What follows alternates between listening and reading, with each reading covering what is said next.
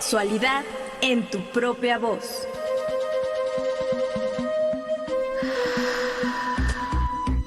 Historias, mitos y revolcones del pasado que resuenan en el presente.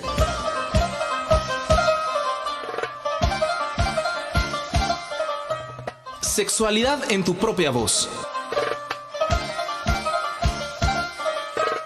Históricamente orgásmico.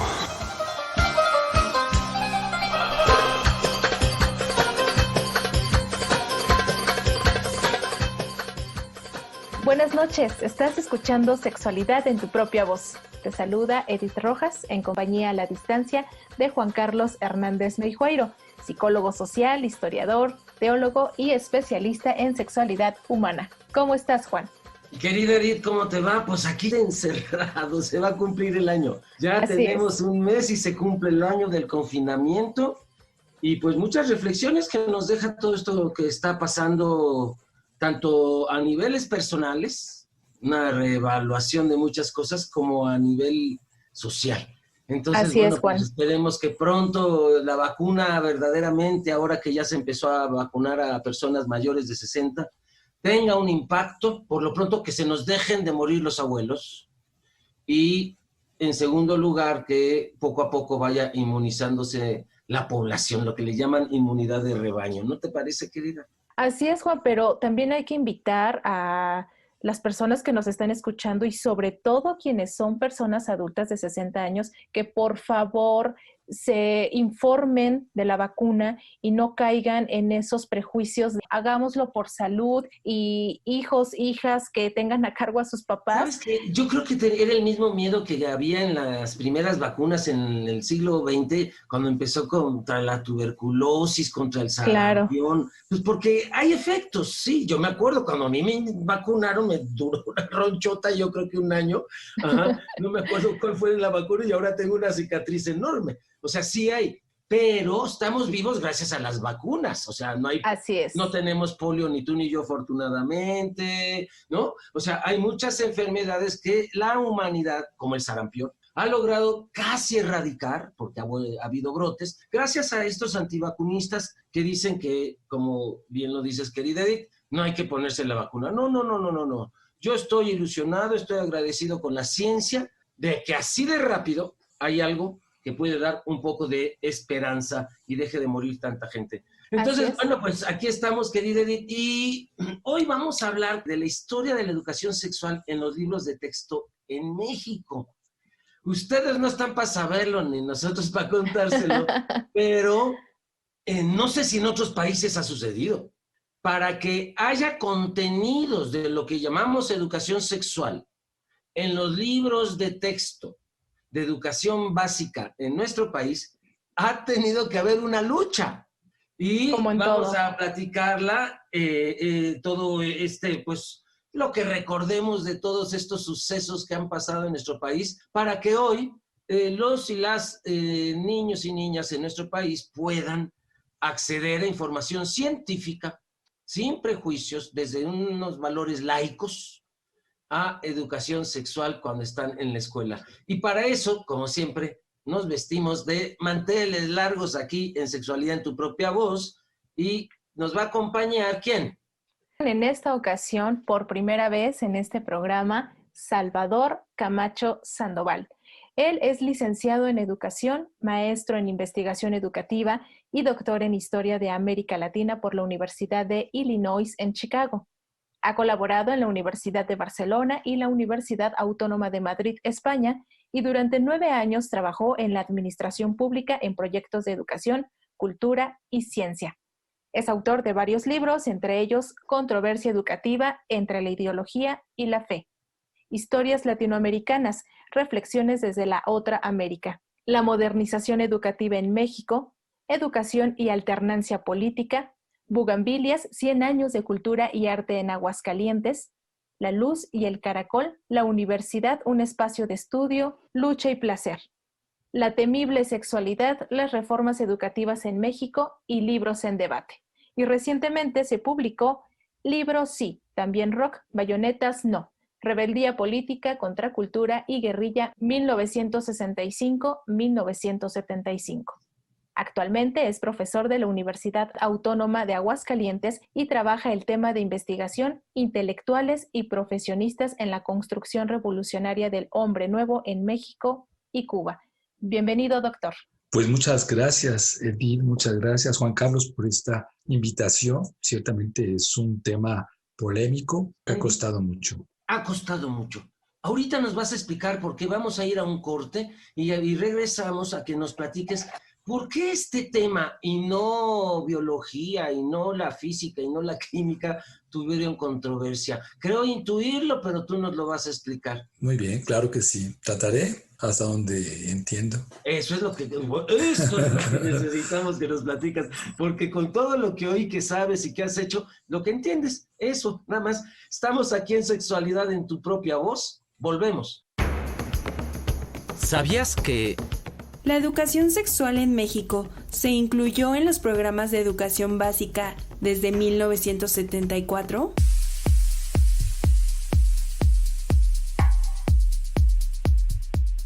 Durante el gobierno de Luis Echeverría Álvarez, surgió la necesidad de hacer una reforma educativa con el fin de modificar la administración pública y restaurar a la Secretaría de Educación Pública, la SEP. Esta reforma educativa llegó a cambiar planes y programas de educación primaria y libros de texto. Entre estos cambios estuvo la introducción de contenidos de educación sexual en los libros de ciencias naturales. Este acontecimiento, aunque fue pionero en América Latina, provocó protestas y demandas de algunos grupos que pedían quitar los contenidos en los libros de ciencias sociales y de ciencias naturales por considerarlos inmorales. La Unión Nacional de Padres de Familia hizo declaraciones en la prensa y acusó a la SEP de pretender implantar un sistema ateo, totalitario y antimexicano. Además, reclamó que no fueron considerados los padres de familia. En las escuelas particulares también hubo resistencia ante los nuevos cambios en los libros, por lo que engrapaban las hojas donde venían los contenidos o incluso las arrancaban ante la reacción de los padres.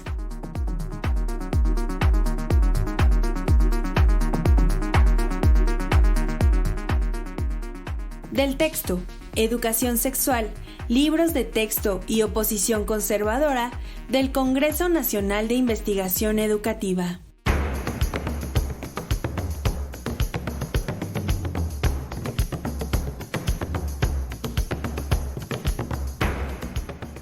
Acabamos de escuchar esta cápsula, qué datos tan interesantes que rompían las hojas de los libros para que no pudiéramos saber el contenido de estos. Sí, las arrancaban, las engrapaban, pero esto tiene historia, como bien dice el profesor Salvador Camacho, invitado desde Aguascalientes. Salvador, controversias educativas entre la fe y ¿qué? Y la ideología. Y la ideología. A ver, por ahí empecemos. Platícanos un poco desde esa idea tuya, porque creo que es el trasfondo del tema de hoy. Bueno, este trabajo lo realicé hace años y es sobre la educación socialista en la época de Lázaro Cárdenas, 1934-1940. Y ahí aparece la controversia sobre la educación sexual, pero también sobre otros temas. Y si nos vamos más atrás, está con Narciso Bassols en 1932, cuando empieza a ver, platícanos impulsar. eso. ¿Qué pasó con Narciso Bassols? Pero Para que nuestro público, a lo mejor la mayoría jóvenes, no saben que hay una lucha detrás de la educación sexual en los libros de texto. ¿Quién era Narciso Bassols, profesor Salvador Camacho? Mira, Narciso Bassols fue secretario de Educación Pública. Él traía consigo la intención de implantar el laicismo en la escuela. Hay una tradición prorreligiosa en México. La Revolución Mexicana retoma las ideas laicas que vienen del siglo XIX. Y él dice, es necesaria la educación laica, la coeducación, y también por razones de salud, por razones de tener una educación integral, hay que dar educación sexual a las niñas y a los niños. Aunque mira, curiosamente, esto se trató incluso dentro del porfiriato. Yo en mi investigación me digas. encuentro que el gobierno de Porfirio Díaz mandó a dos personajes, dos integrantes del equipo, a París, a Francia, a un congreso sobre educación sexual. Llegan a México, regresan entusiasmados, hacen el planteamiento de que las escuelas mexicanas, durante el porfiriato, a principios del siglo XX. Esta es una primicia. Claro, no, pues eso lo encontré, pero ya estando en la Ciudad de México, las autoridades dicen, no, el pueblo mexicano no está preparado para una educación sexual. Y ahí se detiene, viene el movimiento que todos conocemos, llamado Revolución, y no es sino hasta los años 30, porque ni el mismo José Vasconcelos, al crear la Secretaría de Educación Pública en 1921, se atrevió a tocar el tema. Y es hasta con Narciso Bassols. Fíjate las palabras que estás usando, estimado Salvador. No se atrevió. ¿Qué está pasando? ¿Qué estaba pasando en el contexto mexicano? Que había que atreverse a dar educación sexual. ¿Qué le pasaba? Y este argumento del porfiriato de que el pueblo no estaba preparado, ¿tú lo consideras válido? ¿Qué pasaba en el fondo? Tenemos que entender el contexto. Recuerda que Porfirio Díaz tiene al país por muchos años en la tranquilidad política, y eso se debe a los acuerdos que asumió, y en particular los asumió con la Iglesia Católica. Entonces hay una relación muy cercana entre el poder porfirista y la Iglesia Católica. No le conviene a Porfirio Díaz, ni mucho menos, enemistarse. Entonces no tenía que ver con el pueblo la razón verdadera. Aquí hay un tema político, desde luego, y hay a la fecha un tema de confrontación de poderes que tiene que ver con ideología, tiene que ver con política, tiene que ver con ciencia, tiene que ver con moral, y esto se hace de pronto un nudo que tiene que destrabarse. Y la política educativa yo la entiendo no como un plan que se instrumenta desde arriba para que se desarrolle automáticamente, verticalmente hacia abajo. No, la política educativa es un juego, un rejuego en una arena de poderes. Y el tema de la educación sexual es un tema controvertido. En estas arenas de poderes, el tema de educación sexual, ¿por qué es controvertido? Hay muchas razones. Una de ellas es porque toca un tema muy delicado, que es la sexualidad humana. Y los especialistas en sexo, los especialistas en la psicología, que no lo soy yo, nos hablan de que hay detrás visiones encontradas sobre lo que se debe enseñar y no se debe enseñar. La Iglesia Católica, por muchos años, a través de su historia, ha visto al cuerpo humano como pecaminoso, como es un tema íntimo, delicado, que no debe tratarse en la arena pública, que no debe enseñarse a los niños en las escuelas, que eso debe ser un tema de padres de familia. Y los padres de familia, a su vez, según los católicos, deben ser asesorados por los sacerdotes, algo que rompe con una tradición laica. Por supuesto. Y ahora hablamos de derechos de los niños, las niñas y los adolescentes para tratar temas de educación sexual como parte de una educación integral. Vamos a ir terminando con el PIN parental y toda esta propuesta. Desde luego que sí. ¿No? En Aguascalientes, en Querétaro, en muchas partes, en algunos estados, esta iniciativa del PIN parental tiene que ver con iniciativas que vienen del Partido Acción Nacional, del Frente Nacional por la Familia, del Partido Encuentro Social, ¿sí? Y es una lucha que curiosamente mantiene los mismos argumentos de hace un siglo, pero con estrategias distintas y con grupos nuevos. Si antes hablábamos, por ejemplo, de grupos conservadores, semianalfabetas, mujeres campesinas, madres de familia, ahora estamos hablando de jóvenes universitarios, de empresarios, de redes sociales de carácter internacional. El Frente Nacional por la Familia tiene ramificaciones en Sudamérica, en Europa. Sí, como el Comité Nacional Pro Vida. Sí, pero incluso está rebasado, ¿eh? Ya está rebasado, claro. Me parece que el grupo Provida se mantiene con una posición muy tradicionalista a comparación de estos nuevos grupos. Desde luego, lo interesante es la unificación, la manera en cómo están trabajando. Las redes sociales se están moviendo de una manera impresionante. Los jóvenes, muchos de ellos, insisto, con una formación universitaria, están resueltos a frenar iniciativas como esta de la educación sexual. Afortunadamente, PIN Parental no ha entrado. Sí, ¿no? PIN Parental se ha detenido porque hay grupos que defienden la Ley General de los Derechos de Niñas, Niños y Adolescentes. Y la ley no es un tema de sugerencias, es obligación, son mandatorios. Y por lo mismo esta normativa debe de aplicarse. Por eso PIN Parental ha perdido todas sus iniciativas en las legislaturas estatales. Claro, ahora... Juan y doctor Salvador, estas personas que integran la Unión Nacional de Padres de Familia, que bien tú nos estás diciendo que ya son empresarios, incluso jóvenes universitarios, ¿cómo le hacen para formar parte de esta unión? ¿Cómo se integran ellos a estos grupos? Me parece que no hay mayor dificultad, simplemente se suman. Lo que ellos quieren es ir creciendo. Los grupos eclesiásticos y todos ahí los van captando. En las escuelas de monjas, de curas, ahí los van captando. Sí, ahora, entonces, qué interesante que hay dos propuestas, al menos, dos visiones encontradas sobre qué se debe educar de la sexualidad y qué no, y en dónde, y quiénes deben ser los educadores. La visión de Narciso Bassols, entonces, era que no es un privilegio de los padres la educación sexual y lo abre en las escuelas públicas.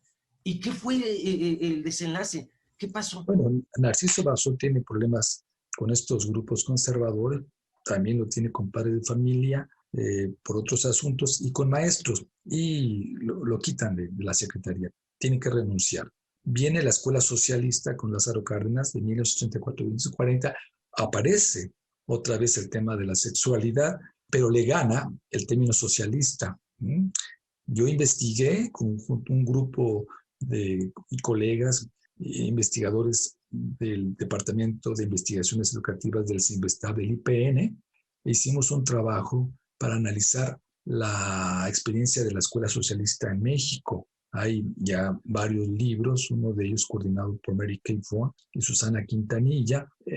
Esto ya está trabajado muy bien. Y uno de los temas es la educación sexual. Aparece en 1970, como ya se señaló en la cápsula. Entonces, con Cárdenas no avanzó, no hubo contenidos, ganó la derecha, digamos, y va a venir la lucha otra vez hasta los 70s. No, yo creo que hay avance. Sí, sobre la escuela socialista se ha dicho ya mucho y me parece que sí hay un proyecto que se detiene, o sea, no avanza el socialismo en la educación, mucho menos, pero sí se fortalece una cultura laica, una visión sobre la escuela pública que debe estar asociada a los problemas de la comunidad.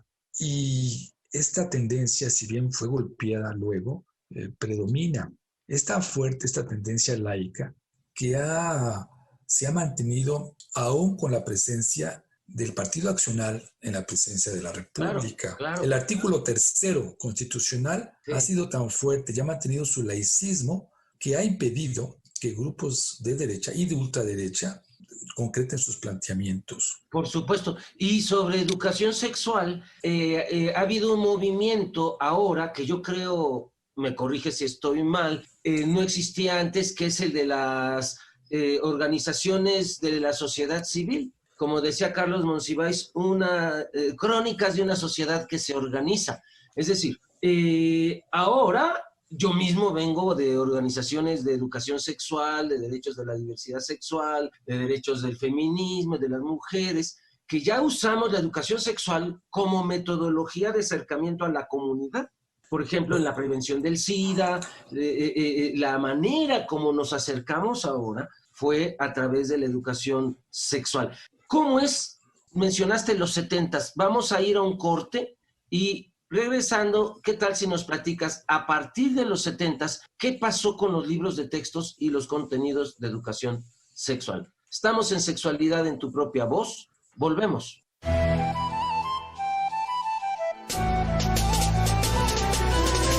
Te invitamos a participar a través de las redes sociales. Facebook, Sexprovoz Oficial. Instagram, Sexprovoz.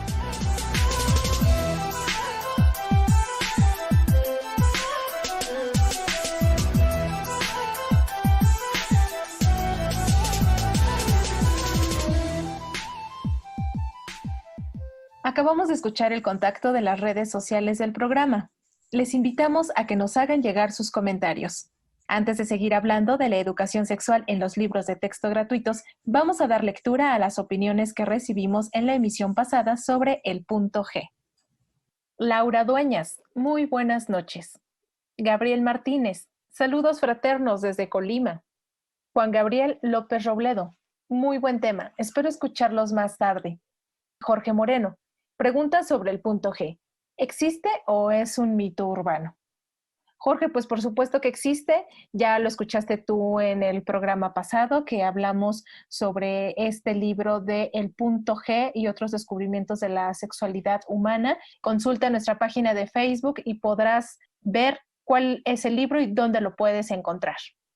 Oscar Chávez Lanz, Beverly Whipple, mujer que ha estudiado el punto G por años, y también nos comparte una entrevista que realizó AMSAC a Beverly Whipple en 2015. Buscaremos nosotros la versión en español para publicarla en la página de Facebook y ustedes puedan escuchar esta interesante entrevista que le hacen a este especialista. Juan Ernesto Guerrero Mancera.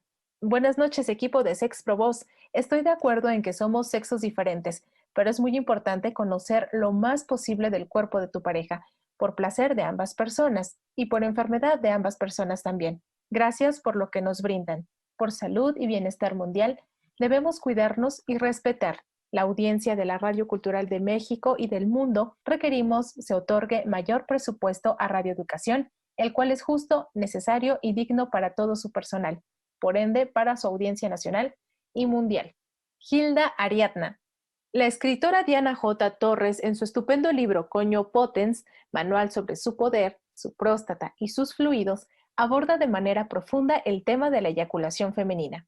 Gracias a esa lectura pude dar un nombre a lo que me pasaba en innumerables ocasiones. Pues muchas gracias, Hilda Ariadna, por la recomendación. Haremos la búsqueda. Pues esperemos que próximamente también podamos hablarles de este libro. Joco A.R. Tocarse es sucio. Claudia Cabaña. Me interesa. Claudia se refiere al curso que próximamente dará Juan Carlos sobre la historia de las mujeres en Occidente el 5 y 6 de marzo. Quienes estén interesados pueden escribir un WhatsApp al 246 11 12 474. Repito, 246 11 12 474.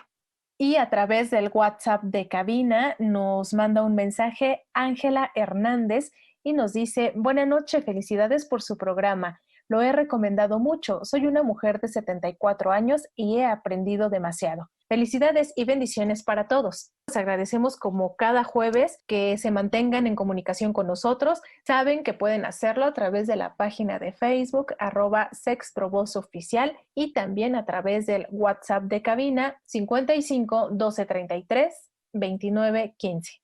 Pues muchísimas gracias por sus comentarios, por estar presentes e interactuando aquí con Sexualidad en tu propia voz. Radio Educación siempre que ha querido estar, pues a partir de lo que la gente quiere y demanda, nosotros y nosotras vamos platicando, porque no queremos estar en las nubes sin que responda este programa a necesidades sentidas por quienes nos escuchan. Así que hoy seguimos platicando con el doctor, profesor, investigador Salvador Camacho, desde la queridísima Aguascalientes, y ya hablamos de las mutuas querencias que tenemos, porque Aguascalientes es chiquito, y la gente chida, pues, híjole, se junta, ¿no? Como que se van acercando. Sí. Y bueno, profesor Salvador Camacho, estábamos entonces en los años 70. Sí. ¿Qué pasó en los libros de texto, la educación sexual, los contenidos? ¿Y a qué le llamaban? ¿Y qué temas eran? ¿Por qué le decía? ¿Por qué había tanto miedo? ¿Qué había? Lo que causó de manera particular escándalo fueron unos dibujos muy inocentes. Los vemos ahora y uno se pregunta, ¿cómo es posible que la gente haya engrapado las páginas? Desgraciadamente no puedo yo enseñarles las imágenes porque nos estamos escuchando, pero yo invito a tu audiencia a que se acerque a los archivos del Consejo del Libro de Texto Gratuito. Ya esos libros antiguos se pueden ver. Seguro ya están en internet. Conalitec tiene un archivo precioso que puede consultarse, cualquier persona puede. Entonces, yo sugiero rápido meterse a la página de Conalitec y ver los libros de ciencias naturales de sexto año en particular. Sexto año. Es decir, que están los chavitos y las chavitas como a los 11 años. 11, 12 años. Sí. 11, 12 años. Aunque en ese entonces había jóvenes ya, ¿no? La población escolar no era tan homogénea como ahora, ¿no? Claro. Había muchachos de 14, de 15, 16 años, era realmente impresionante. Y quien hace estos trabajos se da cuenta de ello. Las ilustraciones, por ejemplo, tienen niños de diferente edad, de diferente origen social. Incluso yo entrevisté a quien fueron autores de esta sección y estas investigadoras me hablaban que hubo un diálogo con el dibujante, hubo imágenes que fueron incluso censuradas por ellos mismos, una autocrítica, y dijeron, no lo podemos sacar así, porque por ejemplo, vamos a tener una reacción. Penes, vulvas, pechos, ¿qué eran? No, son unos dibujos realmente inocentes que tienen el cuerpo entero de la niña, el niño, y sí, desde luego está el pene, y luego después un dibujito sobre el pene en particular, las mujeres también, pero de veras, yo invito a la gente que los vea. Lo que pasa es también una visión muy conservadora. Salvador Camacho, ¿la desnudez es transgresora? Para la gente que no tiene la costumbre de ver con naturalidad la sexualidad, sí es transgresora. Me parece que la gente que tiene una visión mucho más natural de la sexualidad no lo es, ¿sí? Ahora, también hay que entender que el concepto de sexualidad en el libro de textos va cambiando. Inicialmente era una visión biologicista, a comparación de lo que tenemos ahora. Ahora tenemos una concepción, y tú lo sabes muy bien, más amplia de lo que es sexualidad, en donde está, sí, el tema biologicista, pero también está el tema de los afectos, el tema del placer, del erotismo. No me digas, el erotismo también es muy transgresor. Claro, y ahora esto ya, quienes están siendo autores de los libros de texto, y en particular de los libros de ciencias naturales, están, creo yo, muy adecuados a lo que está ocurriendo a nivel internacional. Otro elemento que ya está planteándose en la educación sexual es el tema de perspectiva de género. Por supuesto. Y tú lo sabes muy bien que esto ha causado problema en los grupos conservadores que hablan de la ideología de género, que no está presente. Es perspectiva de género con todo lo que esto significa. Y esto, claro, la ideología de género es un concepto que la ultraderecha, los grupos conservadores inventaron, claro, y donde meten todo lo que no va a lo que ellos están en contra. Entonces, ahí meten la diversidad sexual, ahí meten el feminismo, ahí meten la lucha contra el aborto, ahí meten el único modelo de familia. Entonces, ellos han creado esto que le llaman ideología de género y nos han mezclado, pero realmente, como tú dices, lo que sí se plantea teóricamente es actuar con perspectiva de género. Claro, es muy distinto. Entonces, lo que hace falta es de que la gente se ponga a leer. Es mucho para la gente, por ejemplo, que es fanática. Leer, no leen. Por ahí una vez escuché que decían, ciertamente me da miedo quien nunca ha leído un libro, pero me da más miedo quien solo ha leído un libro en su vida. Entonces, como aferrarse al fanatismo crea estas posibilidades pues de agresiones, exactamente ahorita estamos lidiando con uno de nuestros amigos sexólogos médicos, pues que está recibiendo amenazas de muerte, ¿no? Es tan fuerte, la desnudez, el cuerpo. Para ellos sí, me parece que para ellos sí. Mira, en la época de la escuela cardenista hubo asesinatos. No me digas. Claro. Los maestros fueron acosados, fueron violentados. Yo tengo un registro de entrevistas que yo alcancé a hacer a los viejos maestros cardenistas y había expresiones de maestro, ve a encuerar a tu madre, pero a mis hijos no, bajo el supuesto de que con la escuela socialista y la escuela de educación sexual se iba a poner a los niños frente al grupo y a desnudarlos. Hubo tanta visión negativa como ahora. No enseñes perspectiva de género en preescolar, en primaria, porque le estás diciendo al niño de que puede ser niña si él lo desea desde temprana edad, a cosas realmente equivocadas. Sí, como si fuera voluntario el de que hoy decido ser hombre, mañana decido ser mujer, y que no puedes dar educación desde la identidad. Y que no hay que dar educación sexual a temprana edad, porque lo que vas a provocar es de que estos niños tengan relaciones sexuales antes de mantenerlas. Prematuras.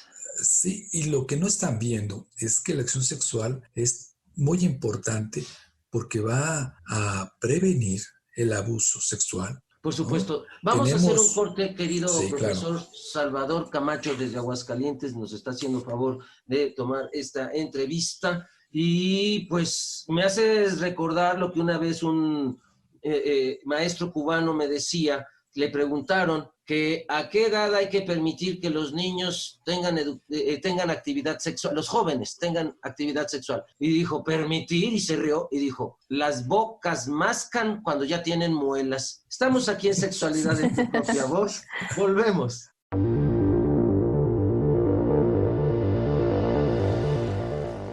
La inconformidad sobre los contenidos de educación sexual en los libros de texto de educación básica surgió desde su inclusión en el año 1974. Sin embargo, esta volvió a aparecer durante el gobierno de Vicente Fox.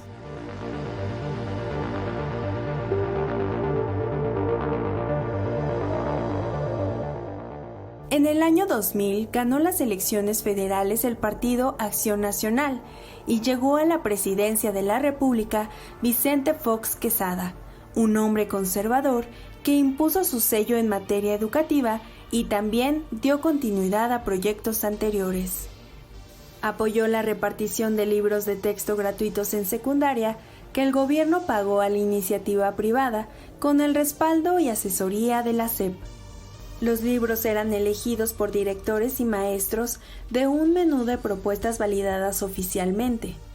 Así ocurrió con el libro de texto gratuito de biología, que causó mucha polémica. En el libro de biología de primer grado participó la doctora de la UNAM, Ana Barahona Echeverría.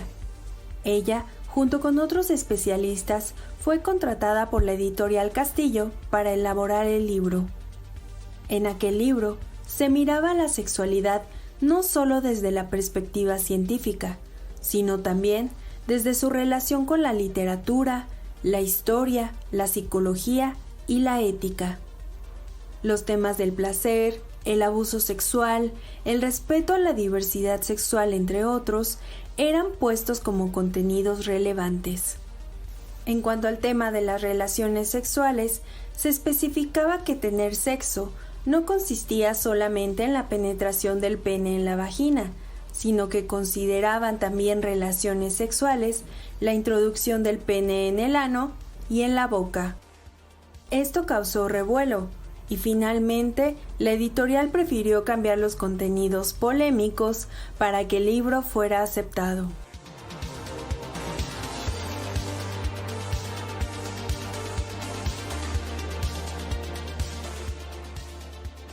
Del texto, educación sexual, libros de texto y oposición conservadora, del Congreso Nacional de Investigación Educativa.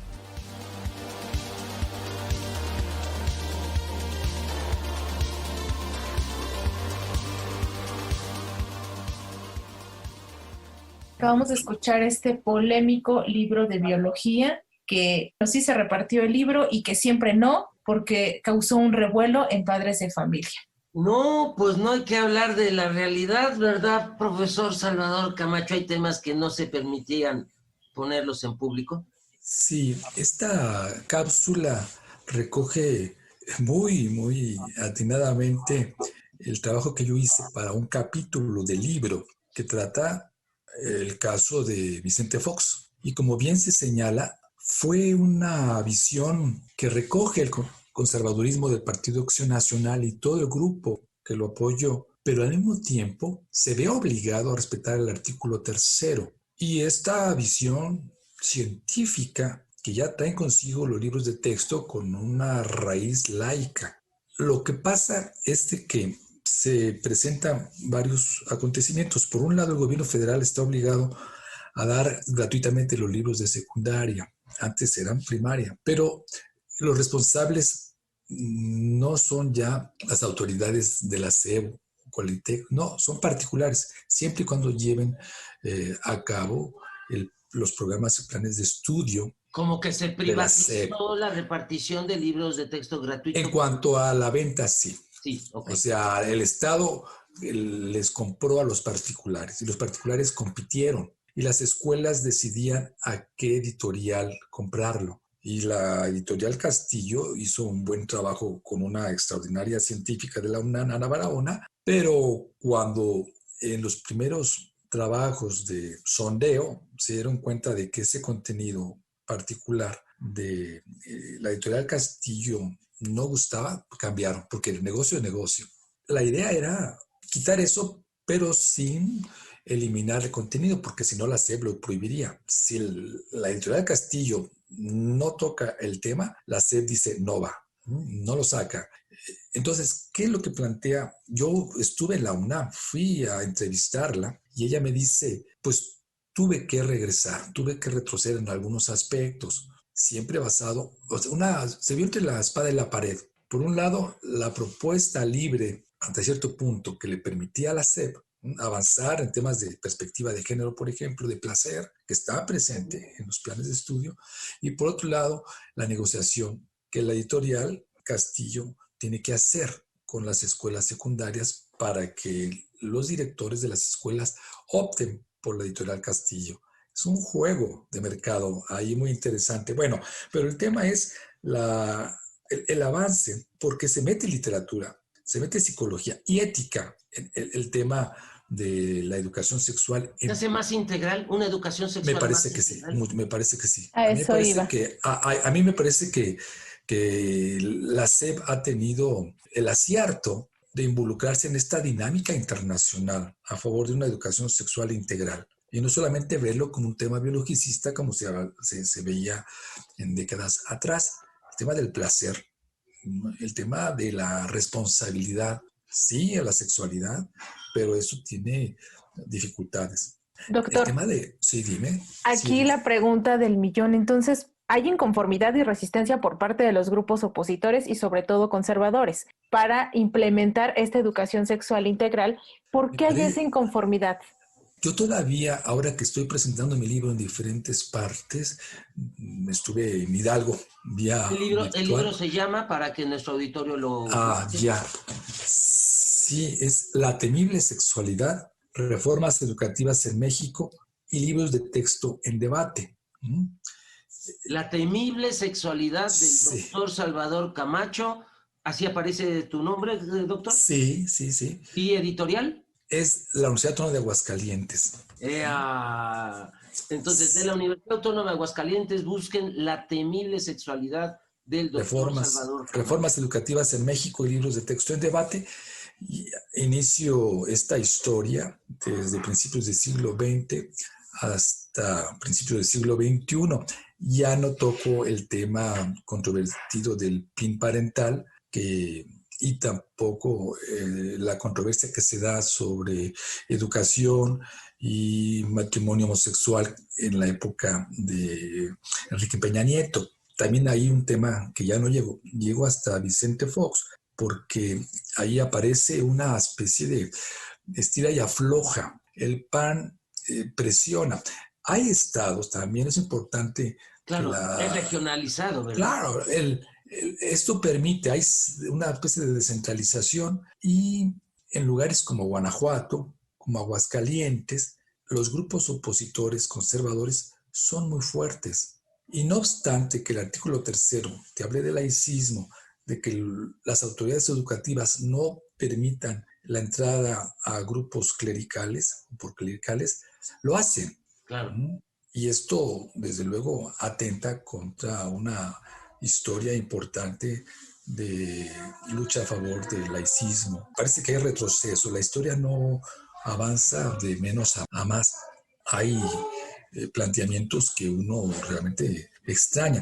Yo trabajo el libro no como sexólogo, psicólogo, ni mucho menos, como historiador de la educación. Pues eso es muy interesante. Ahora, yo quería preguntar, por ejemplo, hoy aparecen contenidos como el SIDA, anticonceptivos, el condón, porque yo no me he echado un clavado para revisarlos. Voy a entrar a esta página que nos recomiendas, pero hoy, por ejemplo, la comunidad LGTBI... Claro, está presente. Todo esto aparece. Está presente, claro que sí. En el libro de biología de secundaria de primer año, de ¿no? Secundaria de primer año. Así es. Estos temas ya están presentes. Y hay detrás, desde luego, un diagnóstico. El acoso terrible, ¿sí? Homofóbico. Claro. Hacia muchachitos que tienen preferencias sexuales distintas, llamémosle así, tiene que atenderse. Por supuesto. Por supuesto. En serio. Ya basta de que en las escuelas estas niñas, estos niños estén sufriendo por una ignorancia, un prejuicio que no es producto de ellos mismos, es un producto de una cultura, de una sociedad intolerante, homofóbica, y esto debe tratarse en las escuelas.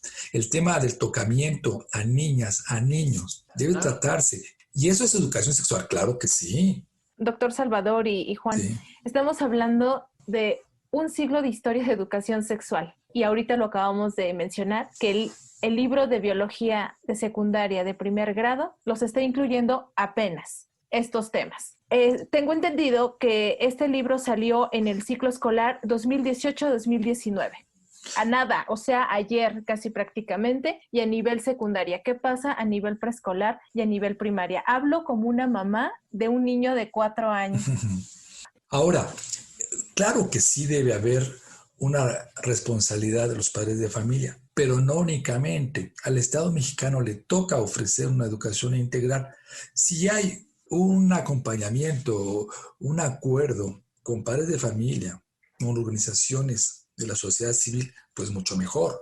Con los medios de comunicación. Me parece que los medios de comunicación y las redes sociales van en contra. La familia no siempre toca los temas que el hijo o la hija necesitan de veras. Es decir, con todo respeto, pero hay iglesias cristianas o parte de como sectas católicas también, donde está prohibido, por ejemplo, todavía hablarles de sexualidad.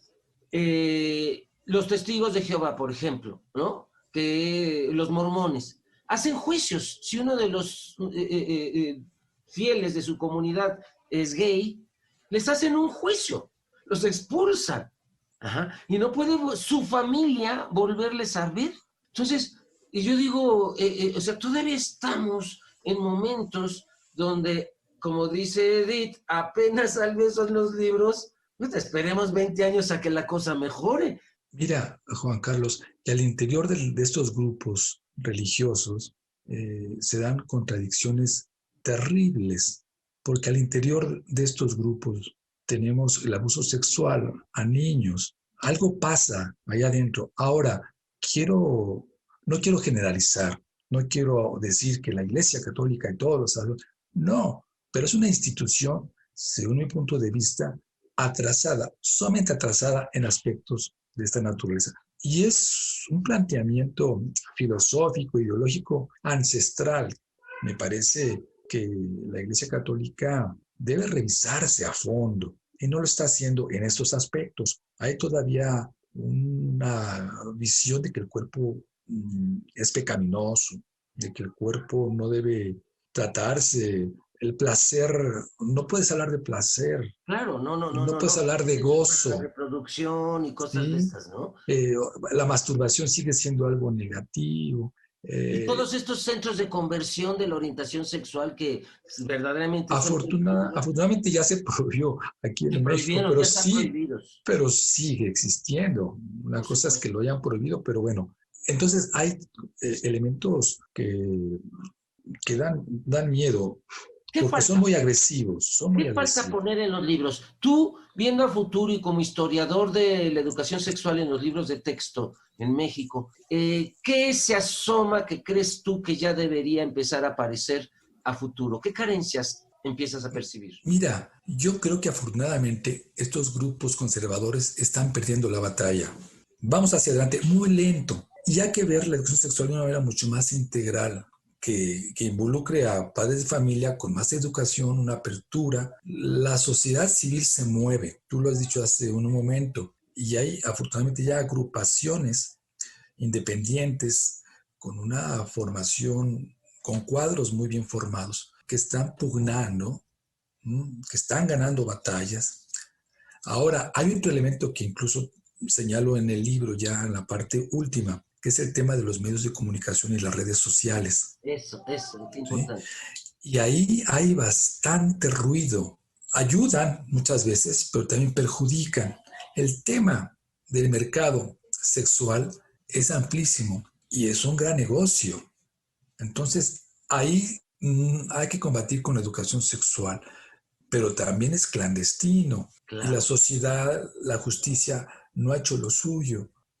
Entonces, es impresionante. El mundo del mercado de la sexualidad es un mercado con grandes rendimientos económicos para los grupos ilegales que están ahí. Prohibir es un gran negocio, lo he dicho toda mi vida, prohibir es un gran negocio. Y doctor, fíjese que ya nos tenemos que ir, pero esta parte que usted nos sugiere, que tendríamos que incluir en una educación sexual integral a futuro, por supuesto me queda claro que es las tecnologías de la información, la comunicación, todo lo que se está digitalizando. ¿Qué te parece, Edith, todo eso como para que se vaya incluyendo?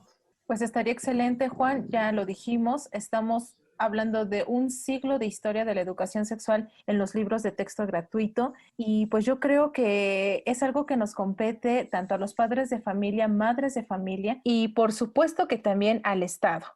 Los libros de texto gratuito son de carácter público y es una realidad que su carga ideológica llega a niños, niñas y jóvenes de todo el país. Así que apostemos por libros que nos eduquen de una manera integral y en los que se hagan valer los derechos de la niñez y de la juventud. Entonces, muchísimas gracias, profesor, doctor. Al contrario, muchas gracias a ustedes. El tema es realmente controversial, apasionante, pero hay que hablarlo. A mí me parece que y hablarlo con fundamento, que esto de la educación sexual sea una prioridad.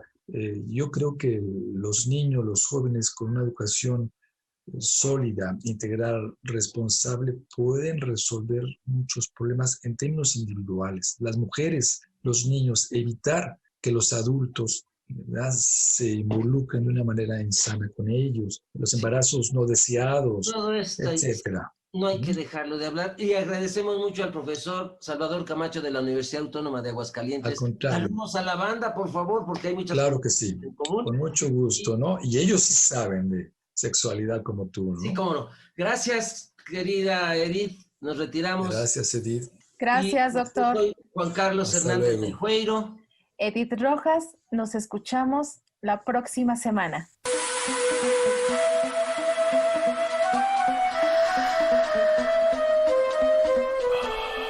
Sexualidad en tu propia voz.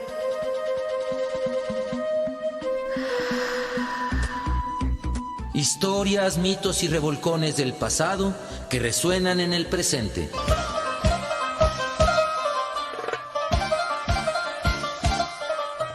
Sexualidad en tu propia voz. históricamente orgásmico.